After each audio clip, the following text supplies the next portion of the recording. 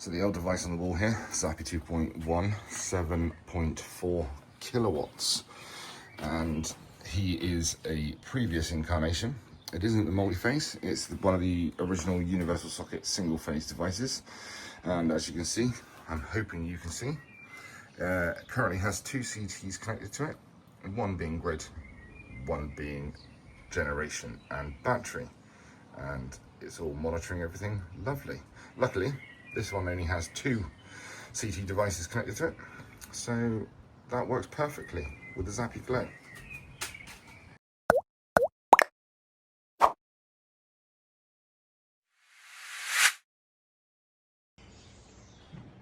So it's quite exciting. We've got the brand new Zappi GLO EV charger here in the box. Got ourselves a little table set up just so that we can do the unboxing and make sure everything is fully enclosed. As you open it up, some funky new graphics. I will say, the actual box is a lot smaller than the previous Zappi boxes. Probably half the size. Oh, there's the important card. That's the one not to forget. Oh, and if you are aware of what's going on, all this information is quite critical on the back. I don't mind if you guys can see all that because it's going on my house. You want to come around and nice and free electric, you crack on, my son. So, one CT clamp. And the only other thing that appears to be in there is a very noisy bag. So let's get the device out and have a little look. Oh, it is quite tiny. It is very tiny. And yeah, not something you can do one-handed, but we shall persevere, as it looks like the way that the cable has been installed into the box is... Oh, there we go. Let's get it out. So, reams of cardboard disposed of, and one very tiny looking car charger. So, considerably smaller than the previous incarnation of the Zappi 2.1, the multi-phase as it's now known. And yeah, looking forward to working with this. So let's get on with the next bit, which will be taking it apart and removing the old device. So now that we've got the unit on the table, we've undone all these screws, and let's have a look inside the unit. The first observation I do have, and it relates to the packaging, and it's the very first thing I noticed when I took the unit out of the box. With the old Zappi 2.1s, the unit had a cardboard template inside for fixing, drilling and mounting instructions basically. That doesn't appear to be included with the Zappi GLO, and I find that quite disappointing, because that actually did become a very handy little tool to have, so that you could actually offer this unit onto the wall with the cardboard template without having to take the device from the box and mark the wall, mark your height, mark level, and that doesn't appear to be the case with the GLO.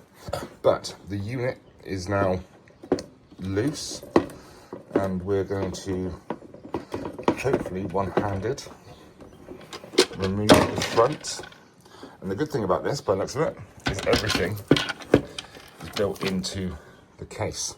So CT connections via a Phoenix plug, back to the old school way with Phoenix connectors. My camera won't focus on them. Phoenix connector plugs, 2-pin, just pop out, and a small little terminal screwdriver goes in there. CT1, CT2 showing on the PCB, polarity orientation, and then you've got another Phoenix connector, live, neutral and earth connections for the front board to connect to the back board. And on the back here you have your incoming Phoenix, which will take your incoming supply cables. The other thing I've noticed is there is 3 fixing holes in the rear, and there's no bungs. So those 3 fixing holes are quite happily being used, but it doesn't give you any alternative options because I can't see any plugs. That's quite a handy little thing on the back. 3 marked positions embossed inside the case, which gives you a guidance point for cable entry. Quite nice. I can see, for those of you that are in the know, you can see the green ring has been replaced by what looks to be a more suitable fitting white IP rated. And yeah, so far so good. Device itself, really well built. The impact on this one has been tested apparently to ridiculous figures. I'll put all this information as I'm doing the video later. Internally in the back of the unit, usual thing, nice little My Energy branded PCB there. Internal CTs, all the other usual components, tamper switch there.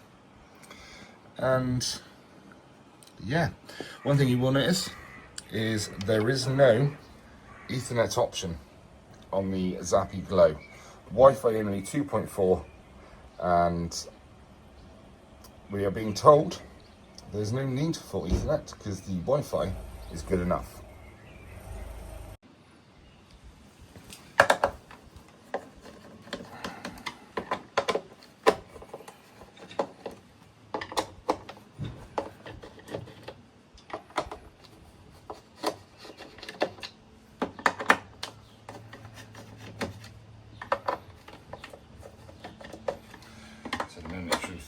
I'm going to get the cover off. I'm going to see how well this one has survived pre-installation. Missed the screw.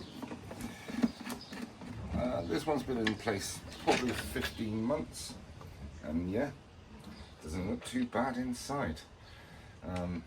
Take the ribbon off, and you can then just allow that to hang down nicely there.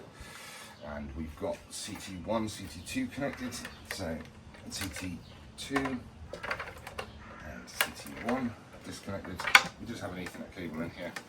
That is no longer required. Never actually got used, to be fair. There's a Wi-Fi access point literally the other side of the wall. So that was never installed in that way. It's always just enough Wi-Fi. And then the old style Phoenix lever arch connectors. And the cables are out. So we're going to do this in real time, just because we want to see exactly how easy this is to install. And typically, I didn't bring an impact driver over to take this one off the wall, and I haven't also taken into account the fixing holes are not going to be in the same positions on the GLO that they are on the Zappi 2.1. But at the same time, that's not a major problem. We can go and get an SDS, impact drill, etc. once we've got this unit off of the wall. The one thing I do know is there's probably going to be a exposed hole at the rear of this device coming through the brickwork that I am going to need to reseal with some silicone. Only where we've been adding and removing additional CT clamps. This unit is heavily used for testing our staff, training, etc. And the ironic thing is, I don't actually have an EV charger myself. No, sorry, an EV car vehicle myself.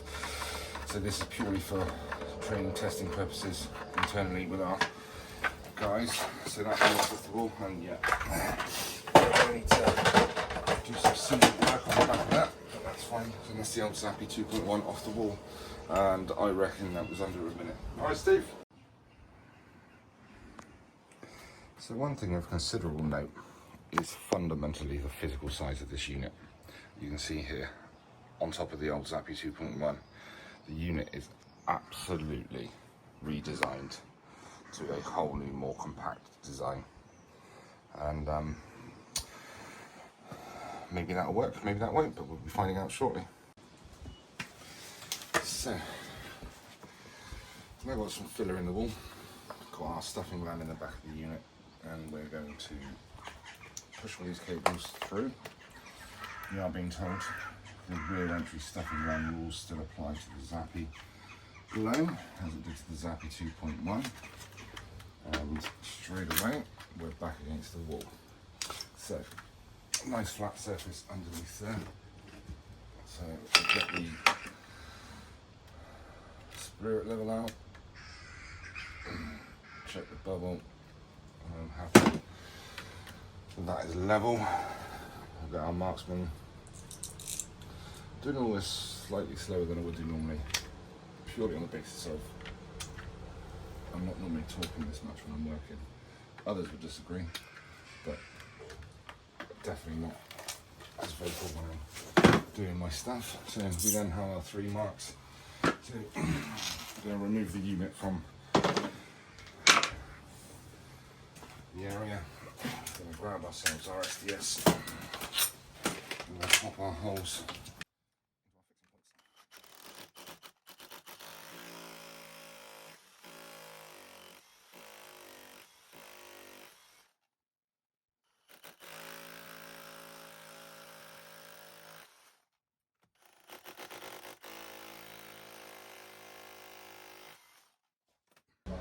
So we tend to use our own Hilti fixings.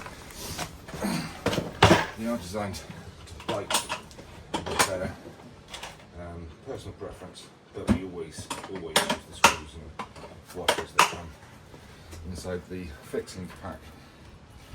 So that one there, that one there, that one there, the old tap tap.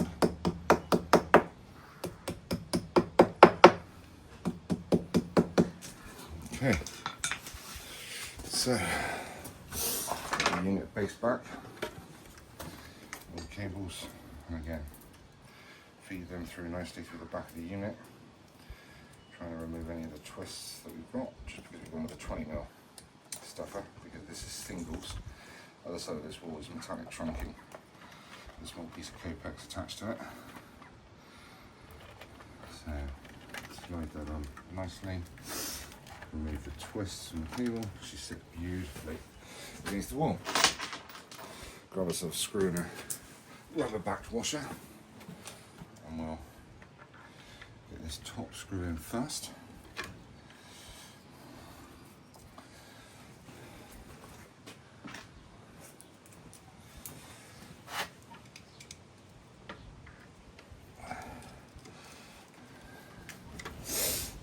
I'm quite interested to see how well that stuffing gland's going to work. The reason I say that is on the basis of what we've been told, the rear entry still applies with the stuffing glands. It looks very proud in the rear of this unit. It does look like it's potentially got the capacity to interfere with the front cover where all the controls, PCB and everything are, but I'm sure we will find out.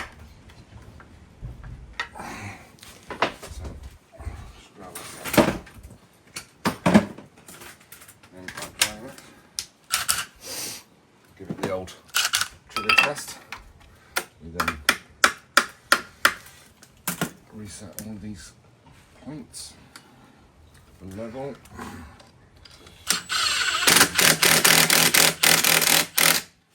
gone up lovely.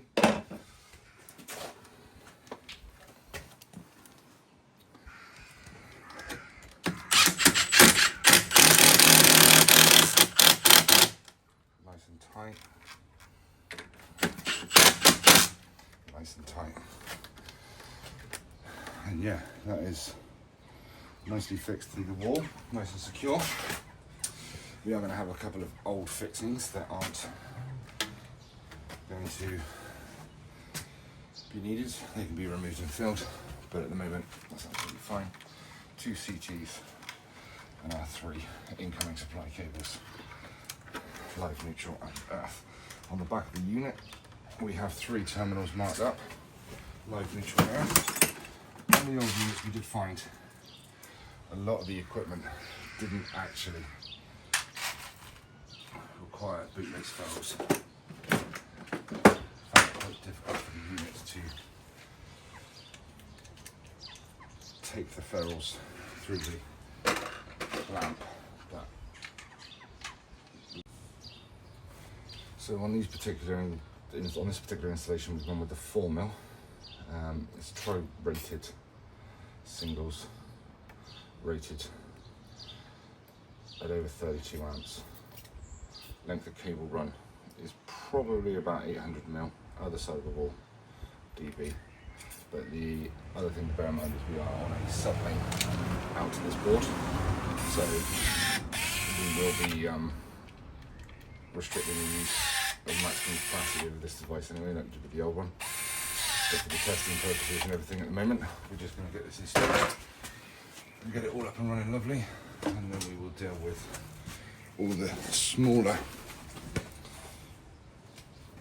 interactions of quick limitations, monitoring, generation solar, all that kind of stuff.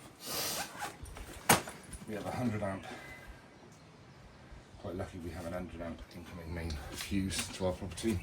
Not that that matters. All these devices are to be set as if the device has a 60 amp supply.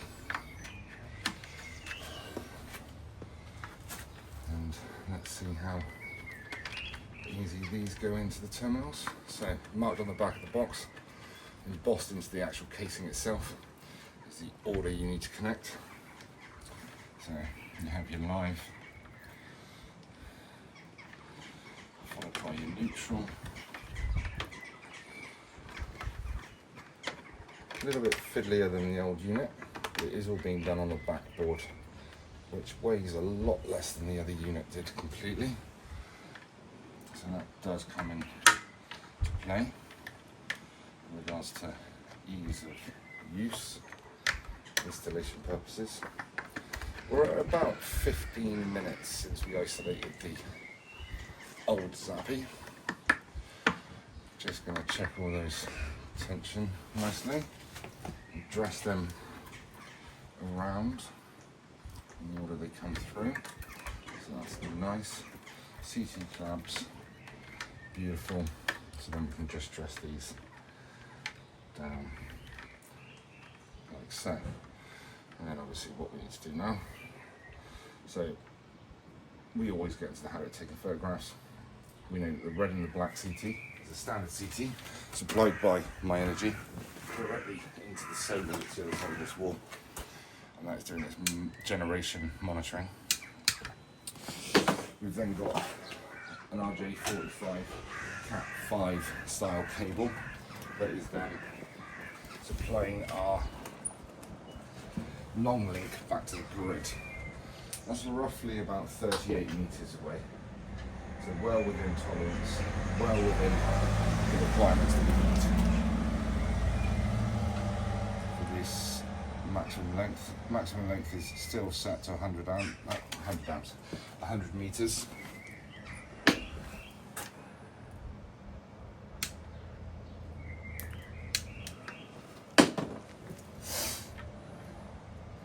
Polarity check correct. Phoenix connection. Small little terminal screwdriver. Just get out nice and tight.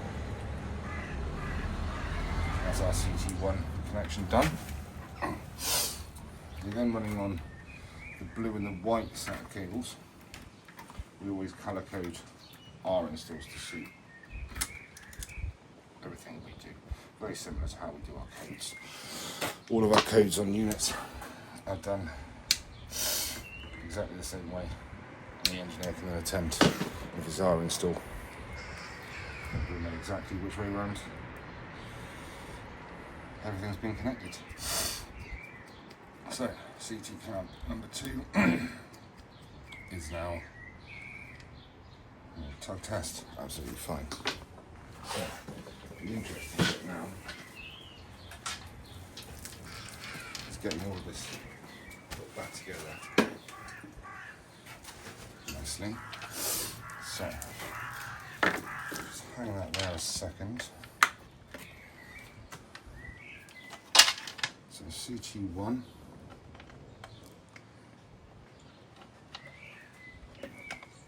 is plugged in. CT2. This is quite fiddly with an obviously due to the size of the unit, it's always going to be. Rest that on my arm. I know I've created a knot for myself. Line everything purposely. Okay, so that's now located itself onto all the rear connections. Excuse me. We're now at about 18 minutes from start to finish. Our cable's actually a lot thinner than the old cable used to be. The old cable used to be really thick, chunky and heavy. This one appears to be a lot better. Still a 3/4 6mm with CP and PP connections inside. Just upset the neighbours by allowing some rubbish to blow over. So that is all 6 screws now in. So let's just undo this now and unwind the coil. We'll need that shortly when we commission, when we test, certify the device. So I'm just going to pop that over there just to minimise the amount of potential environmental factors it's going to have. And then I reckon that unit is on the wall. Looking nice. So what we then need to do is we need to take a load of information from the unit. We won't set up the RFID card just yet, but we will allow for that to be done at a later point. Obviously this one is going to be absolutely abused by all of our engineers, getting things done, getting things ready.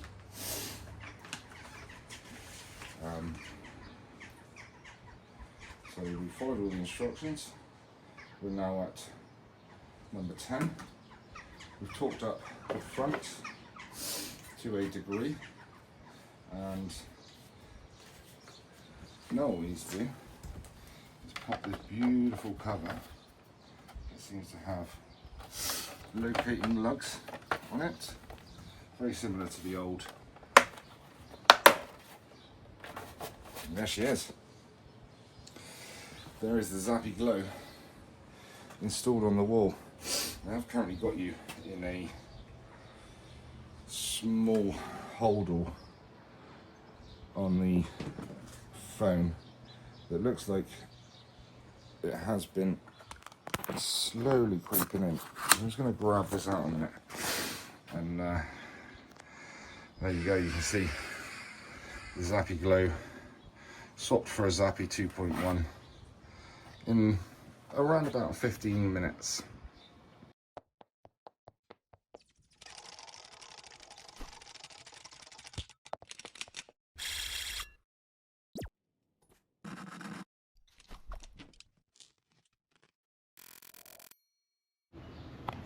So apologies if the quality of the audio has got a bit terrible. I've had to swap over to the GoPro because we need to be using the handheld device. And as you can see, we have a beautiful Zappi GLO taking breaths. The wind has slightly picked up as well, so I do apologise. So we're going to go into the brand new app. The brand new app looks like this. This was updated yesterday, so this device is as up to date as it can be, and we're going to go to setup device.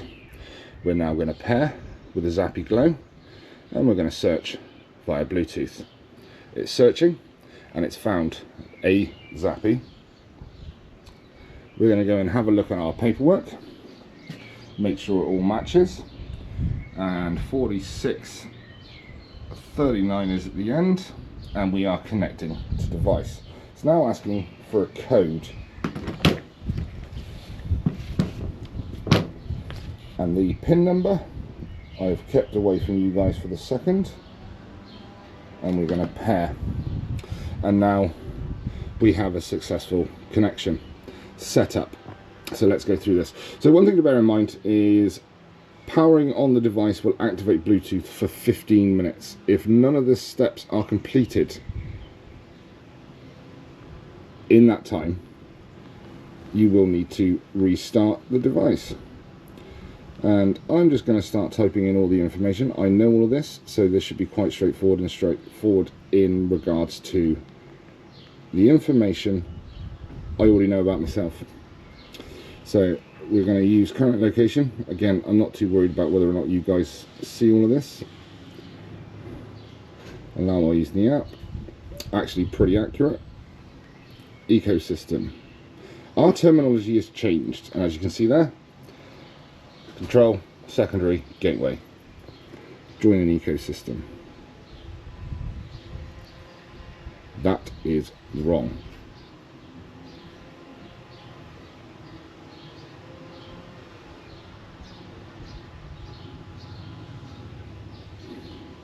Let's create an ecosystem. We have solar panels and a battery.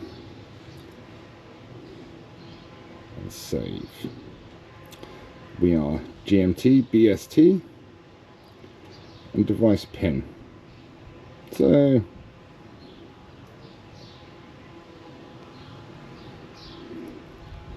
that device pin is very important. It is the installation device pin, and it should not be shared with the customers. I'm going to skip the RFID.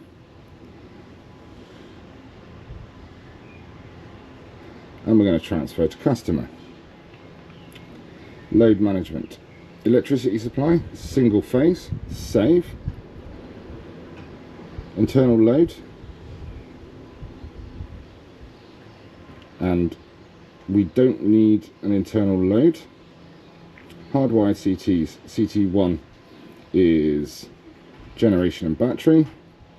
CT2 grid. Harvey CT clamps are irrelevant. It's telling me that I can add photos. So limits, import limit. We can set it at 60 amps. Doesn't need to be any more. Export limit, not really relevant, but we will still continue to carry out all of this.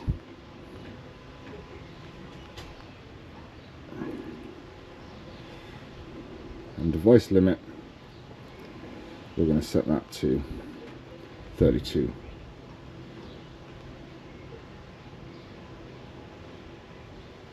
Now that's really interesting to see. So the limits are set.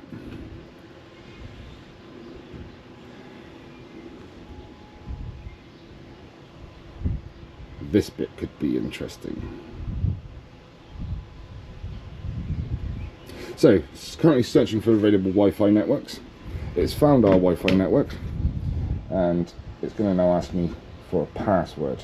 And I'm hoping I can come out and go into our settings, go to Wi-Fi, and copy and paste, and hopefully the old copy and paste has done its job. It's connected to Wi-Fi. Beautiful. So far so good in regards to the information. Other settings are earthing arrangement. It's a TT, TNS. We are a TNCS system here. MPAN we can do at a later date, and other settings. Add photographs.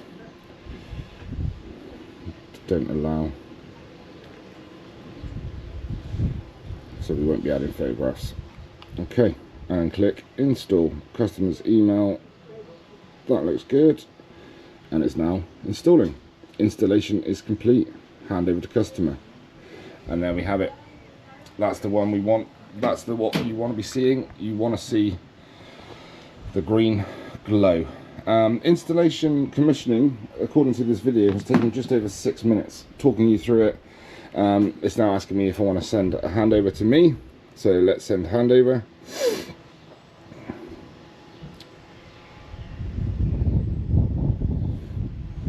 we'll see what's currently happening on my other app shortly. Handover has been sent. So whilst that device is there on the wall, I'm going to grab the other device.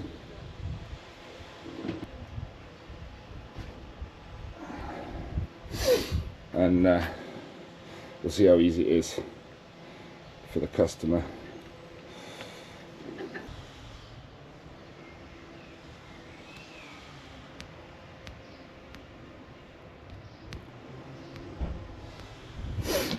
Okay, so let's come over here and have a look at this. So what we have is we want to configure an ecosystem. As you can appreciate, we remove the device. So we're going to select my current and click continue. Click continue. All of my details are correct, so continue.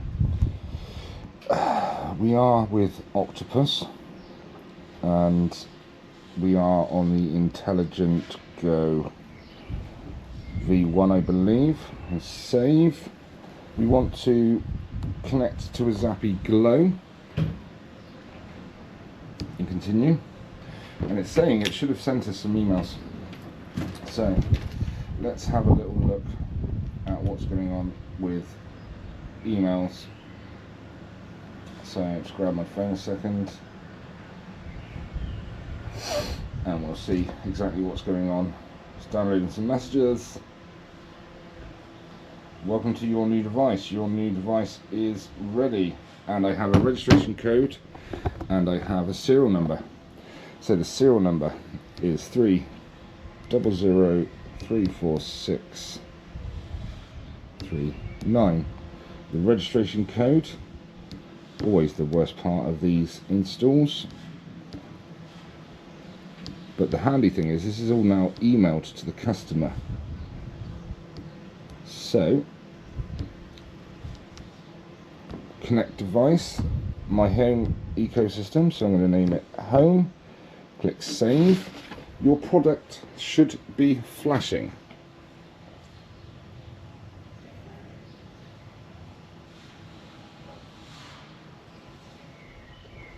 Didn't flash,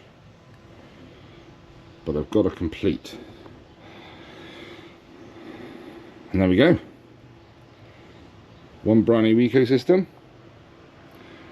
with a Zappi smart charging already set up. EV has been disconnected and it looks like we're good to go, and it is monitoring everything that is happening within our ecosystem.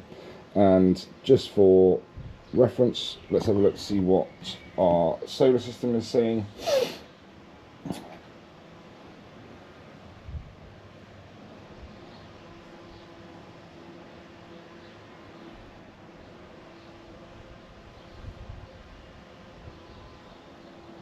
So yeah, everything is absolutely